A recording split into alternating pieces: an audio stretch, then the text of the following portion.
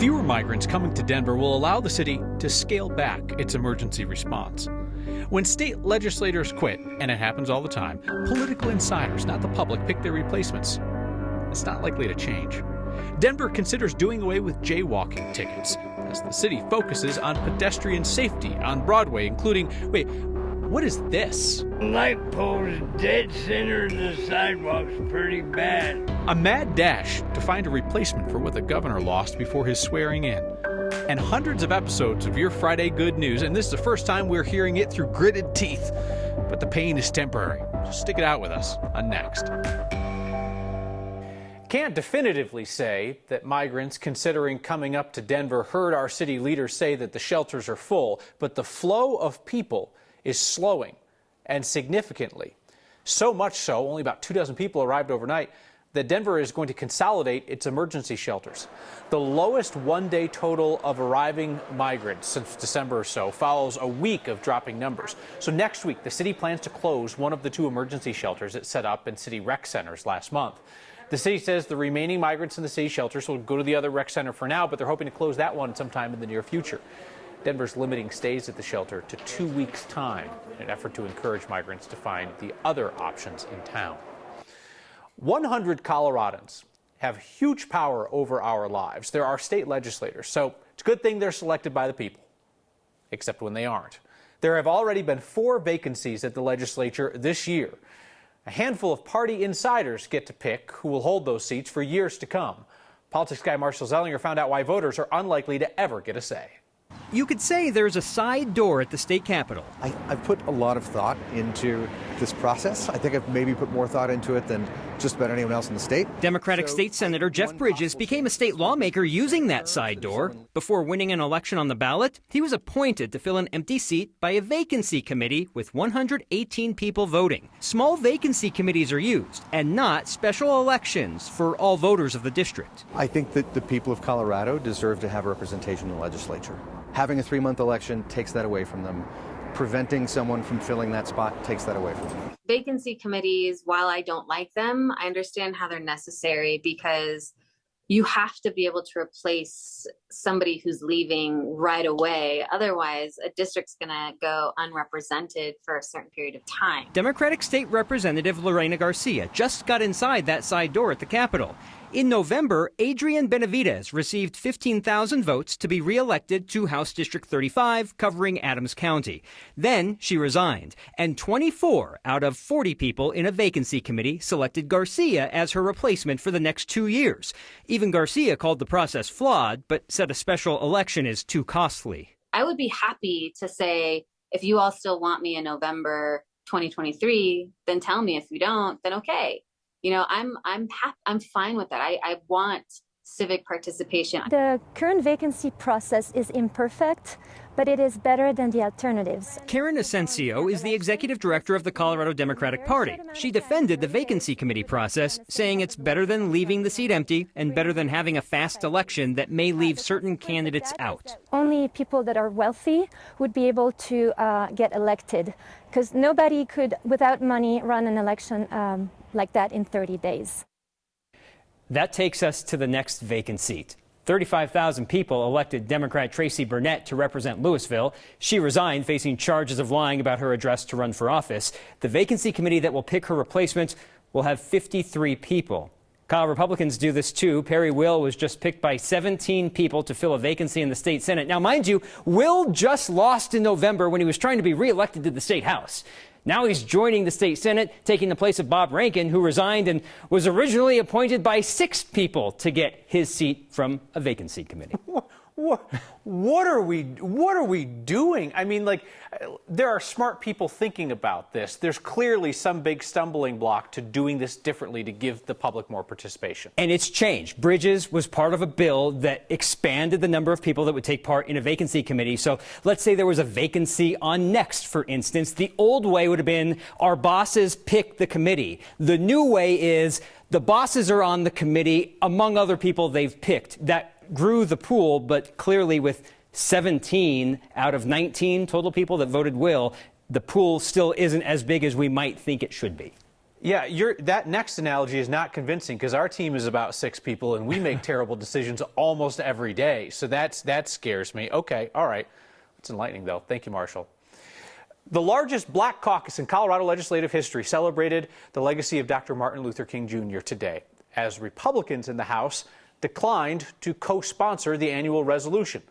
Legislators also honored former legislators Wellington and Wilma Webb. Wellington Webb tried to pass the resolution honoring King for years before he became Denver mayor. His wife picked up the baton, and she got the job done. She eventually passed it. A Republican suggested to our partners at Colorado Politics today that the reason why they did not co-sponsor this year's resolution, typically they do, is because of critical race theory. That's not actually in the resolution. The resolution mentions teaching school kids about King's nonviolent activism, that is not critical race theory. Anyway, Colorado House Republican leadership did not respond to our request for comment on that.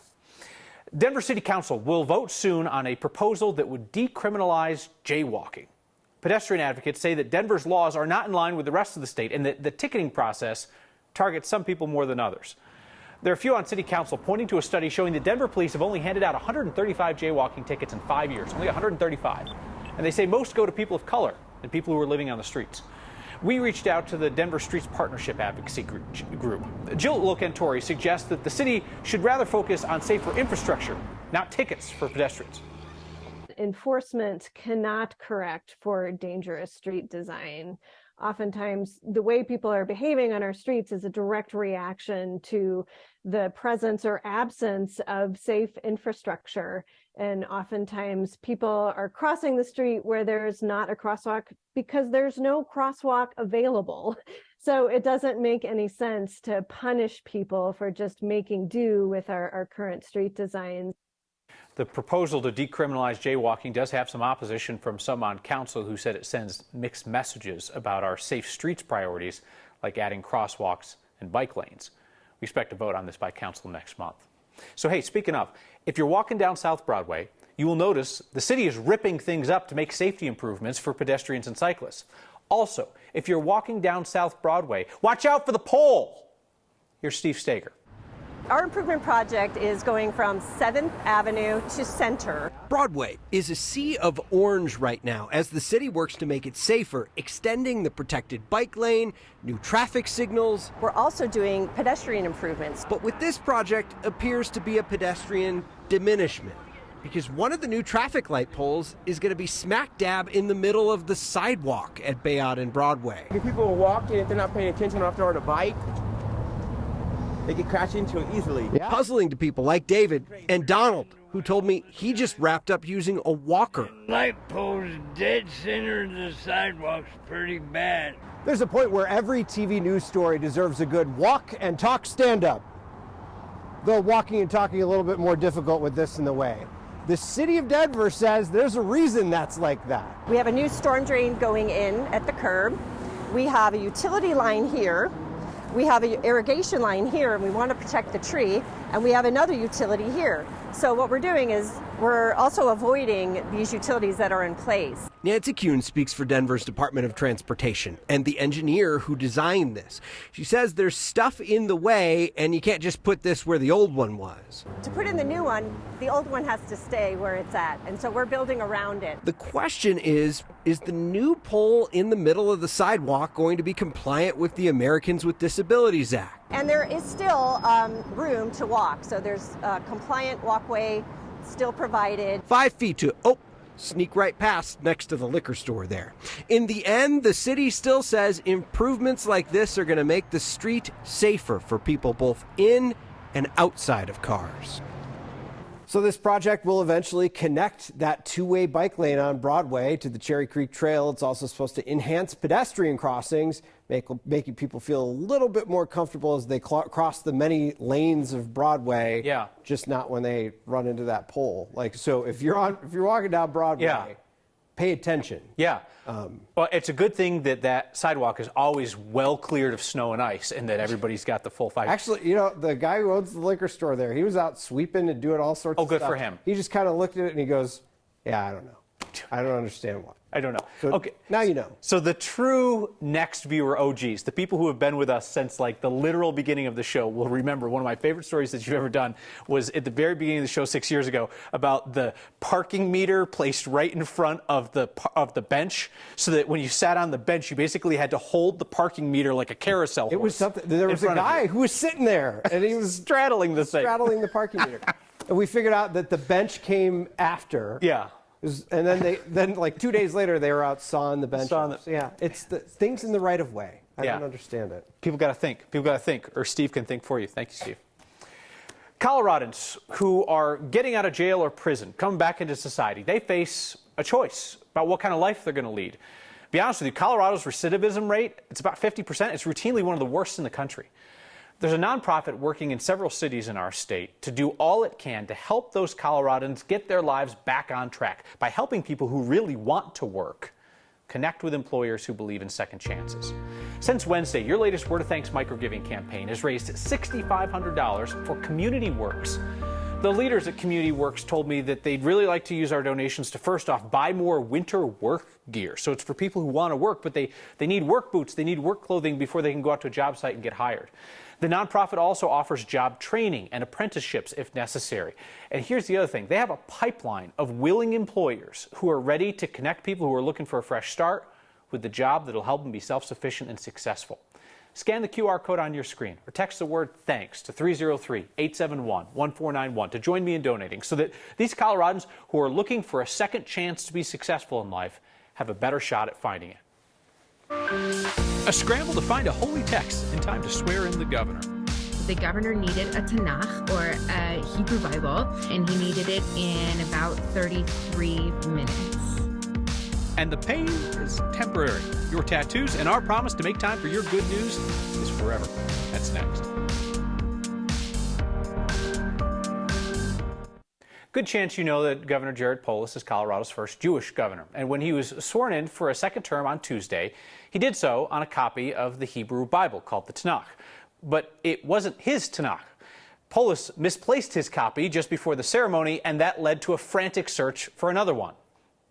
And I said, Avi, we need a Tanakh and we need to get it to the Capitol, and we have like 25 minutes to do it. I texted back, who needs what? The governor does. Avi Hazel is the head of Denver Jewish Day School. He was attending a national conference for Jewish Day Schools at the Sheridan downtown when Temple Emmanuel's Rabbi Emily Hyatt texted him searching for this Tanakh. Hazel says he convinced a vendor at the conference who was selling the books to just give him one, and he raced it over to the Capitol. So I pull into this little bit of space off the road, all blocked off. And then I see police officers start to approach me. I'm thinking, oh my goodness, they're never going to believe this. Somebody came running down as planned, gave me a hug, took the Bible, and went back up. And then we got another update just a few minutes later saying that the mission was accomplished and that the Bible was in the hands of the people who needed it in order to be able to get it to the governor so that he could be sworn in. Hazel apparently made it there with minutes to spare. After all of that, he didn't stick around to watch it at work during the inauguration, but he said he saw pictures of it afterwards. Governor Polis's office told us that community effort to find the Tanakh represents the Jewish value that each person is responsible for one another. The governor plans to sign the book and return it to the owner. So we're in the home stretch now. If you have not decided to join the race for Denver mayor, what are you waiting for? You have less than a week and you could join these 28 people. But on Next, we are profiling the few folks in Denver not running for mayor who have good suggestions. People like Adrian Montoya. He's an accountant, and even he thinks that campaign financing is too confusing. But if he was running for mayor, he says he would try to make the housing market more fair by regulating big landlords. One of the things that I keep hearing people talk about, obviously inflation, but one of the things that's left out of inflation is the housing market for rent and for ownership, especially first-time home buyers. There's no antitrust laws that say one company can't buy out a whole zip code or 50% of a zip code or whatever it may be. There's a lot of laws in construction and real estate. There's a lot of regulation. It's a well-regulated industry, but not there. My favorite part of the mayor's race has been talking to all these people who aren't running, because the next couple of months, we're going to hear from a lot of people who are running. You can see our interviews with some of the 28 in the race on the next YouTube page. And again, time is short. If you live in Denver and you're not running for mayor, but you have a good suggestion for the next mayor, email us next at 9news.com.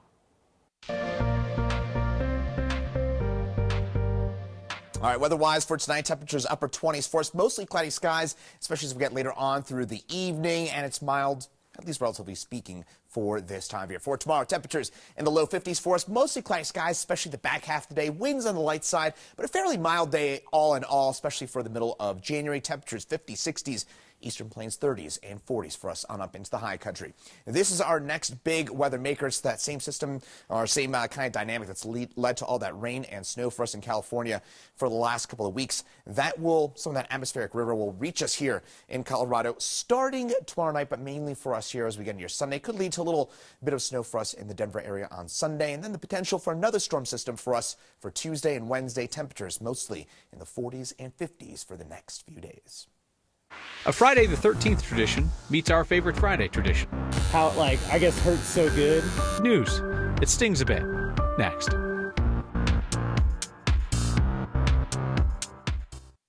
So we try to pick headlines that will matter to you each day, and then once a week we learn what actually matters most in your life. And we figured it out by asking the simplest of questions. What's your good news? That's how we hear about all kinds of things that we never would have known about. This week's edition comes to us from a tattoo shop on Santa Fe in Denver. All right, man, I'm ready if you are. I'm ready to go. Today's Friday the 13th, so we've got a big flash event going on. Basically, all the artists at the shop just do a bunch of drawings in advance, and we offer those specific drawings at a discounted rate for the day. Right now I'm doing a traditional flower. I think at one point my parents told me not to get any tattoos, so I've just been collecting them ever since. There's a lot of stigma surrounding it. People make their own conclusions based on first appearances or what they see, but it's kind of fun not to fall into that stereotype, you know? Heard so good. Oh yeah. I'm actually turning 33 today. I'm getting a mountain landscape tattoo on the back of my leg. My sibling Kat out in Oakland gave me the inspiration. They're actually getting a tattoo today as well. Say I got lots of good news. Everybody's busy at the shop. It's a beautiful January day out there, nice and sunny, and my wife and daughter at the zoo having a great time. My good news is that so far we've been super busy down here today. Everybody's been pouring through since we opened the doors, and sign-up sheets are filling up fast. I guess the good news is I didn't lie to my boss about being sick. When I got my calf done, I was like, I'm not a huge fan of that, so I went and got the other one done the next month, because I was like, I just want to get them both done. It's awesome to be able to not only create artwork for people, but help people express themselves, which is always really, really important, I think. It's a very cool vibe. I've always thought about getting something tasteful like the Next logo, right there. Yeah, your feedback's next. Lots of feedback tonight about issues of mobility in Denver. Here's an interesting question from LD. Why can't we have subways? This is not my area of expertise, but my understanding is if you don't have subways, you're probably not ever going to get subways due to the disruption it would cause to put them in. I looked up quickly which cities in the world have installed subways since 2014. They're in China, they're in India, one in Taiwan, two in Iran, one in Brazil. Ellen thinks that pole in the sidewalk could be Denver's first walkable roundabout. She says just post signage on either side of the pole.